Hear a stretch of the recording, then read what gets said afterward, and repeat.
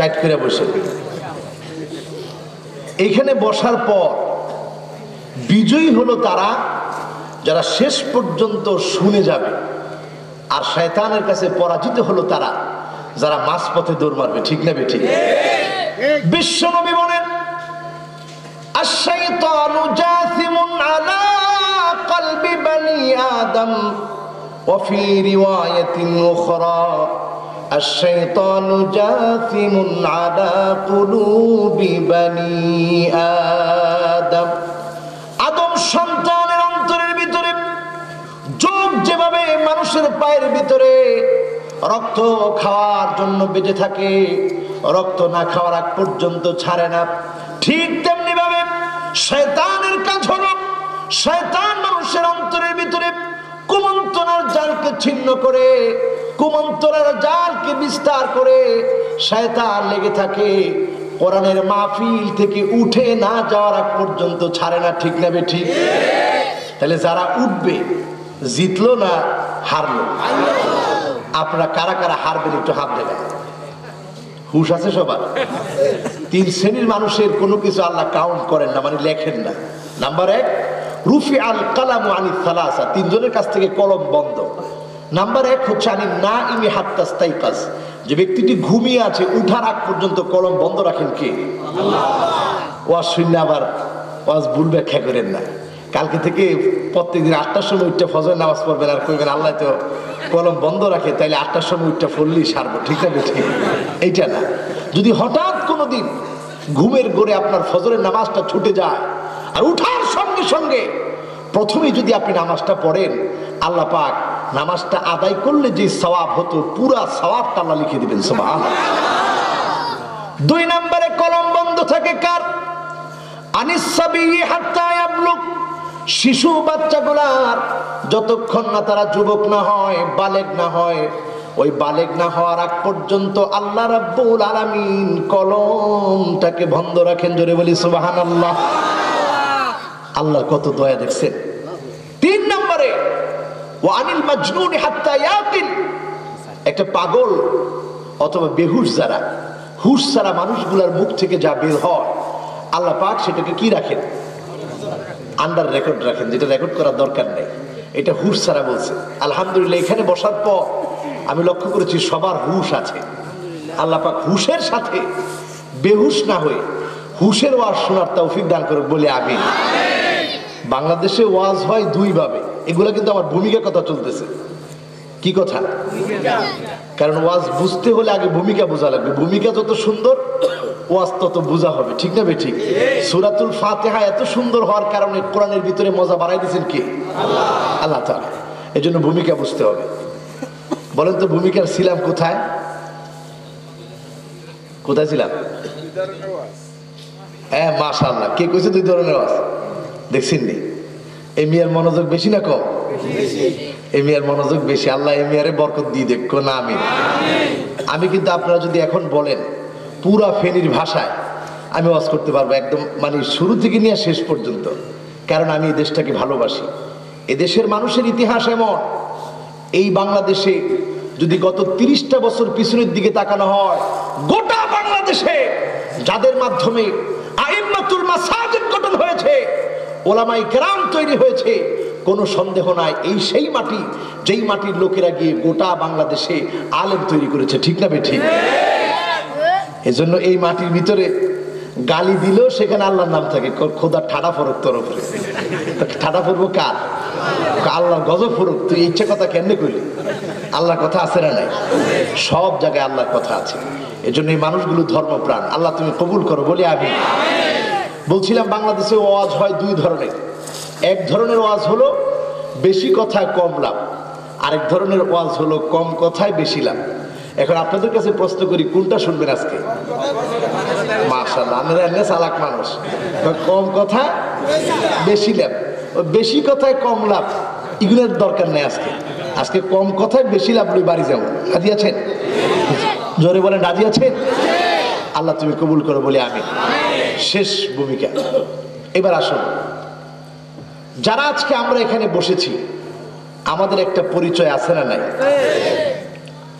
আল্লাহর হাবিব আজ থেকে 1500 বছর আগে সুনান তিরমিজি, আবু দাউদ, নাসাইর ভিতরে আমাদের পরিচয় বলতে গিয়ে বলেন, ইন্নাল মালাইকাতা লাতাদাউ আজনিহাতাহা রিদান লিতালিবিল ইলম। আল্লাহর কোন গুনাহগার গোলাম যদি কোরআন শোনার জন্য, কোরআন বোঝার জন্য কোরআনের প্যান্ডেলের নিচে এসে বসে যায়, ওই গোলামদের পরিচয় আল্লাহ পাক কোরআনের ছাত্র বানায় দেয়। জোরে বলি সুবহানাল্লাহ। আর কোরআনের ছাত্র হয় যারা, আল্লাহ রাব্বুল আলামিন তাদের খুশির জন্য, তাদের আনন্দের জন্য আল্লাহ পাক ফেরেশতাদেরকে বলে, ও আমার ফেরেশতারা রে, তোমরা তোমাদের নূরানি ডানাগুলো বিছায়া দাও। সুবহানাল্লাহ। প্রকৃতপক্ষে আপনাদের কাছে মনে হচ্ছে খেরের উপরে বসে আছি, কিন্তু আল্লাহ পাক জান্নাতি ফেরেশতাদের নূরের পাখার উপরে আমাদেরকে বসায় রাখছে। সুবহানাল্লাহ। এই জন্য ওয়াজটাকে খামখেয়ালি মনে করেন না। ওয়াজটা হচ্ছে একটা ক্লাস টাইম।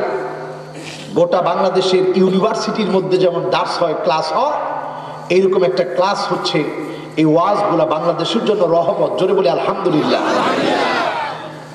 শুধু তাই না আমার ভাইরা, وَإِنَّ الْعَالِمَ لَيَسْتَغْفِرُ لَهُ مَنْ فِي السَّمَاوَاتِ وَمَنْ فِي الْأَرْضِ। আল্লাহর জমিনে, আল্লাহর আকাশে যত পরিমাণ সৃষ্টি রয়েছে আল্লাহর কাছে ফরিয়াদ করে, মাবুদ কোরআন প্রেমিকদের তামাম জিন্দেগীর গুনাহগুলো আল্লাহ তুমি মাফ করে দাও। সুবহানাল্লাহ।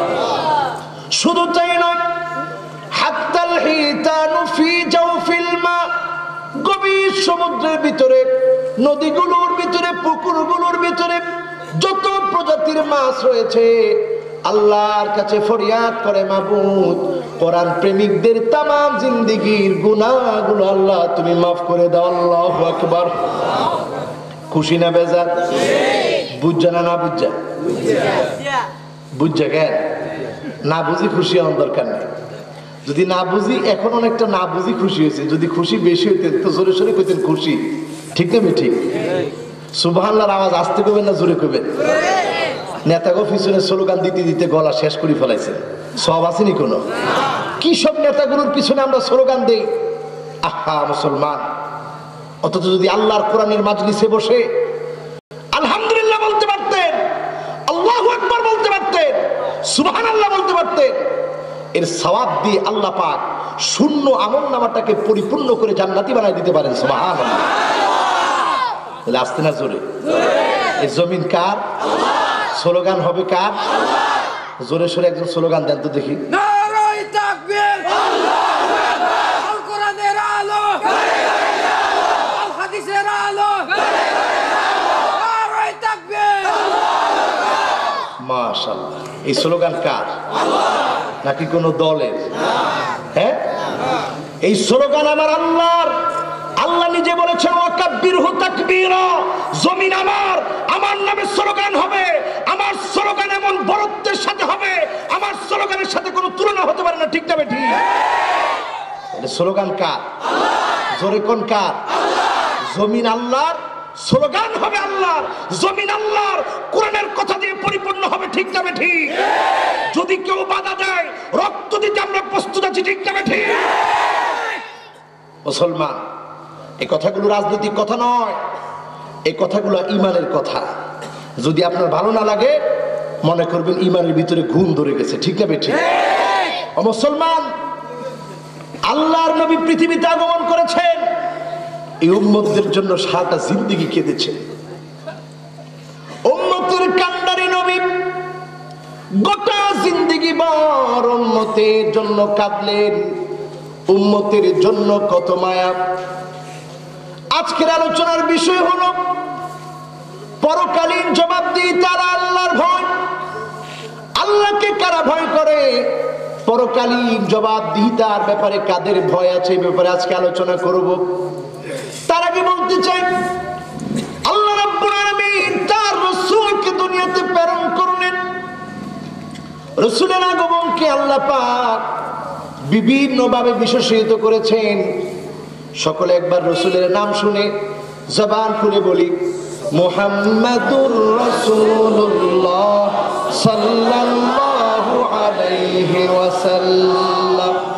ওয়াজিবটা আদায় হয়ে গেল।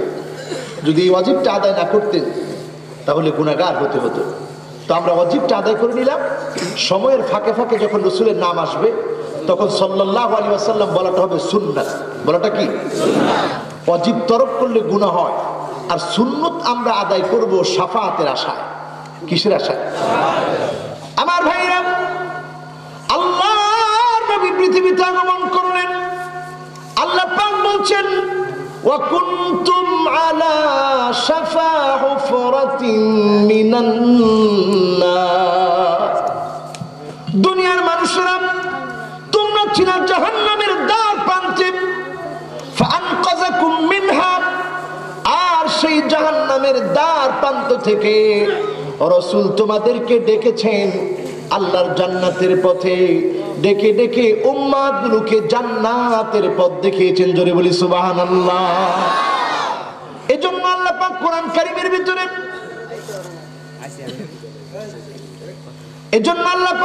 কারীমের ভিতরে বলেন ওয়া মা আরসালনাকা ইল্লা রাহমাতাল লিল আলামিন। রাসূল, আমি তোমাকে প্রেরণ করেছি শুধুমাত্র কেবলমাত্র কুল কায়নাতের জন্য।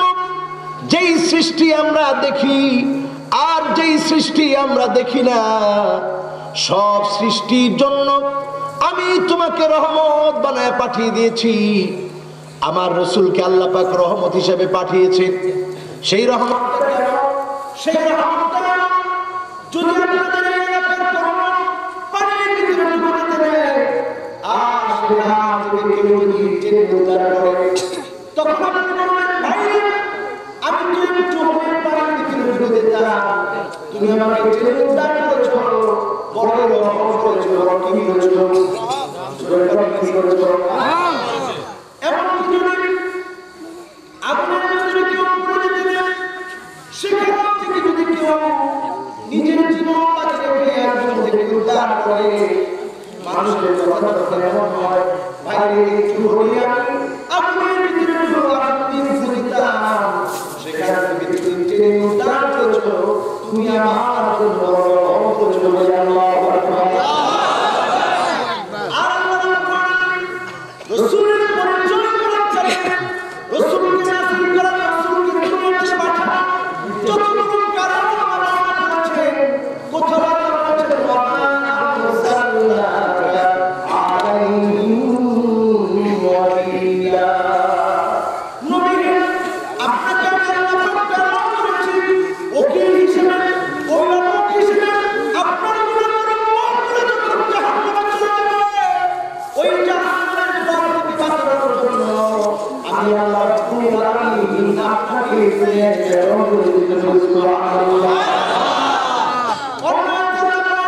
ওয়া মা আরসালনাকা ইল্লা মুবাশশিরান ওয়া নাযীরা। রাসূল, আপনাকে প্রেরণ করেছি আপনার কাছে মানুষগুলোকে শুধু সুসংবাদ দিবেন, জাহান্নামের ভয় থেকে মানুষগুলোকে ভয় দেখাবেন।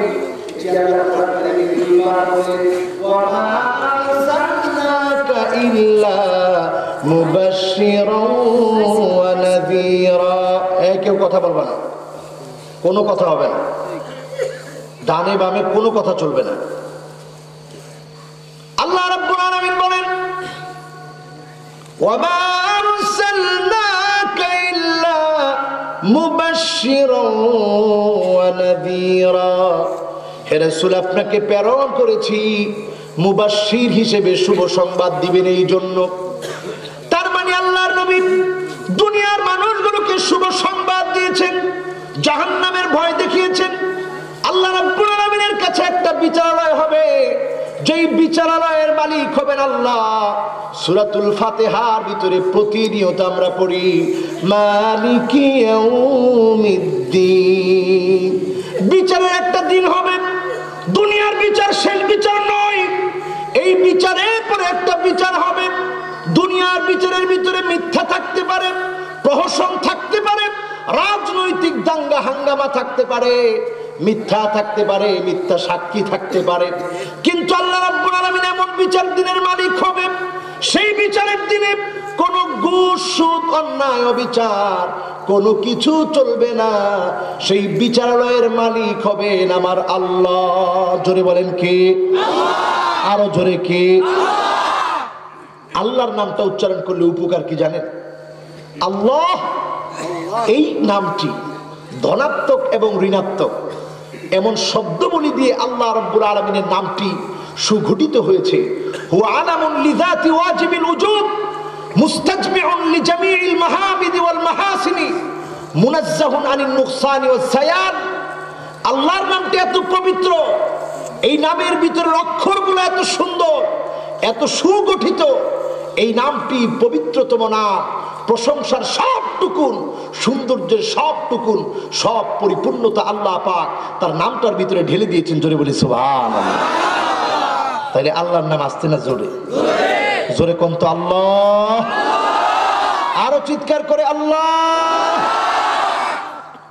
বর্তমান অমুসলিম যারা, খ্রিস্টান যারা, তারা হার্টের চিকিৎসা করতে করতে তারা পেয়েছে যে এই হার্টটাকে সুস্থ রাখার জন্য যেই ব্যায়াম প্রয়োজন, যেই শব্দগুলি উচ্চারণ করলে হার্ট ভালো থাকবে, তার মধ্যে সবচাইতে উত্তমতম যে কালিমাটি রয়েছে লফজুল জালালা হচ্ছে সেটা আল্লাহ। জোরে বলেন আল্লাহ। আমি এটার একটা যুক্তি খুঁজে পাইছি। কেমনে জানেন? গতকালও আমার মাহফিল ছিল 2টা। তাহলে আমরা আমাদের মাহফিল গুলাতে কম ছিলেন না বেশি ছিলেন? তাহলে 2 ঘন্টা যদি ধরেন আপনি মাহফিল করি, তাহলে গতকাল করলাম 4 ঘন্টা, আজকে আমার কামরুল ভাই করলো কয় ঘন্টা? 1.5 ঘন্টা একটা আলোচনা করেছে। গতকালও তার মাহফিল ছিল, আগামীকালও মাহফিল আছে।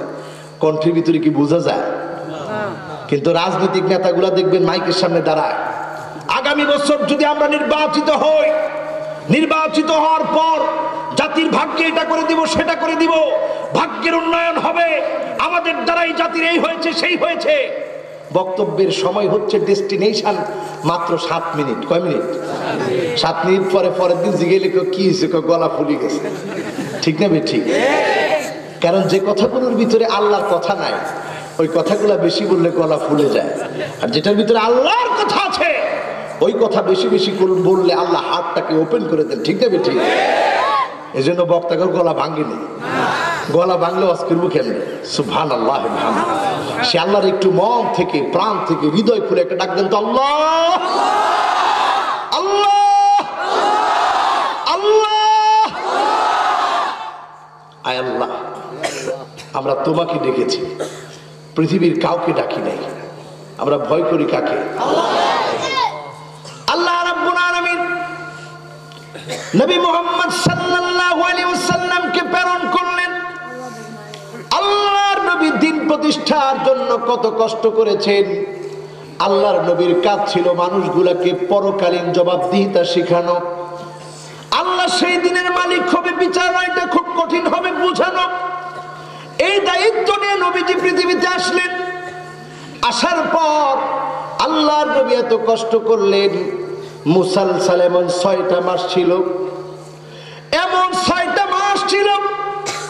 হযরত আনাসের মা বলেন, ওয়া কানাত তান্নুরুনা ওয়া তান্নুরু রাসূলিল্লাহি সাল্লাল্লাহু আলাইহি ওয়াসাল্লাম মা'বাদ। আমার আর রাসূলের চুলাটা ছিল পাশাপাশি। আনাসের মা বলেন, আমার চুলা আর রাসূলের চুলা ছিল পাশাপাশি। আমি তাকায় থাকতাম। 6টা মাস এমন ছিল, আল্লাহ নবীর চুলায় একদিন যদি আগুন জ্বলতো, আরেকদিন বিশ্ব নবীর চুলায় কোনো আগুন থাকতো না। এত কষ্ট আমার নবী করলেন। ও উম্মতেরা রে, এটা মনে করার কোনো সুযোগ নাই আমার নবী ধনের কাঙ্গাল ছিলেন, গরিব ছিলেন, ফকির ছিলেন, কল্পনা করতে পারবেন না। এ কথা বললে ঈমান নষ্ট হয়ে যাবে। আমার নবী গরিব ছিলেন না, আমার নবী সম্পদ চাইতেন না। কারণ হলো আমার নবীর কাছে সবচাইতে দামি ছিল আখিরাত। জোরে বলেন কি? আল্লাহর নবী বলেন, লাউ আরাদতু, যদি আমি নবীর শুধু মনটা চাই, কুলতু, বলেন নাই, আলেম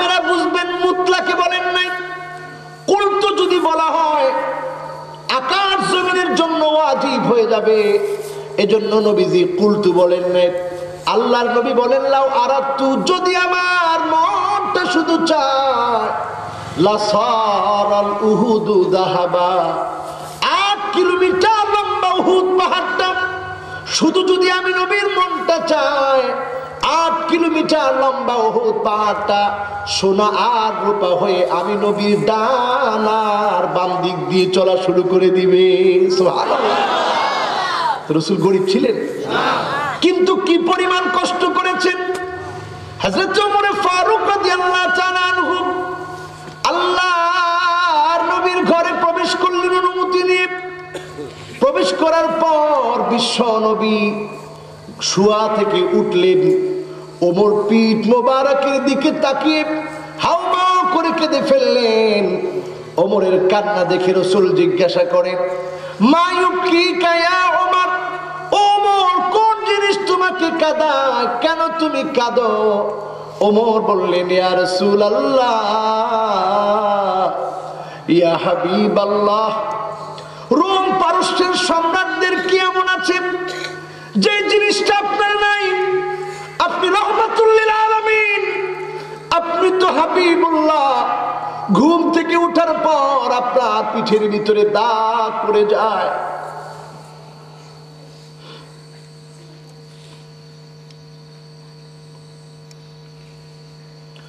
ঘুম থেকে ওঠার পর আপনার পিঠ মোবারকে দাগ পড়ে যায়।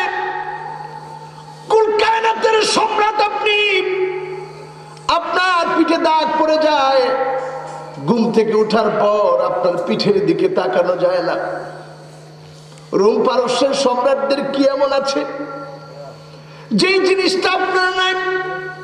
আল্লাহর নবী বললেন, ওমর রে তুমি কেঁদো না, তোমার কান্না আমি নবী সহ্য করতে পারি না। ওমর রে, তাদের জন্য আছে শুধু দুনিয়া, ওয়ালানাল আখিরাহ, আর আল্লাহ রাব্বুল আলামিন আমাদেরকে আখিরাতের জীবনে আল্লাহ বিজয় করে দিবেন বলে আল্লাহু আকবার। ও উম্মতেরা, কি পরিমাণ আমার নবী আমাদের জন্য কেঁদেছেন।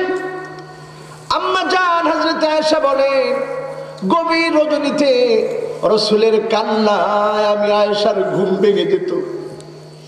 আমি শুনতাম সিজদায় পড়ে পড়ে আল্লাহর নবী বলেন, আল্লাহুম্মা উম্মতি, আল্লাহুম্মা উম্মতি, আয় আল্লাহ আমার গুনাহগার উম্মত, আয় আল্লাহ আমার উম্মত। আল্লাহর নবী আমাদেরকে কোনোদিন দেখে না, আমাদের চেহারাগুলো মুখস্থ না, নামগুলো মুখস্থ না, তারপরে আমাদের জন্য কি পরিমাণ কেঁদেছেন। বিশ্ব নবী আমাদের মায়ায় কাঁদলেন, আর আমরা রাসূলের উম্মত নিজেদেরকে দাবি করি না। ঠিক না বেঠিক? জোরে বলেন ঠিক না বেঠিক? আজ নাস্তিক এবং মুরতাদরা একত্রিত হয়ে শাহবাগের প্রান্তরে নবীকে কুচ্ছাটনা করলো, তার প্রতিবাদ হয় না। ঠিক না বেঠিক? তাদের শাস্তি বাংলার জমিনে নিশ্চিত করা হয় না। ঠিক না বেঠিক? কিসের মুসলমান তুমি? তুমি যদি মুসলমান হও, তাদের শাস্তি বাংলার জমিনে হতেই হবে। ঠিক না বেঠিক? মুসলমান কি মুসলমান হলাম, দোরা সাপ মার্কা মুসলমান। রাসূল আমাদের জন্য এত কাঁদলেন, গোটা জিন্দেগি ভর কষ্ট করলেন, কিন্তু সত্যিকারের উম্মত আমরা হতে পারলাম না। শুধু তাই নয়, আল্লাহর নবী বলেন, ওয়ালিকুল্লি নাবিয়্যিন দাওয়াতুম মুস্তাজাবা, সব নবীদের জন্য দুআয়ে মুস্তাজাবা আছে। নবীরা যখনই হাত তুলে আল্লাহ রাব্বুল আলামিন দেরি করেন না, তৎক্ষণাৎ নবীদের হাত তোলার সঙ্গে সঙ্গে আল্লাহ রাব্বুল আলামিন দোয়া কবুল করে দেন। আল্লাহু আকবার।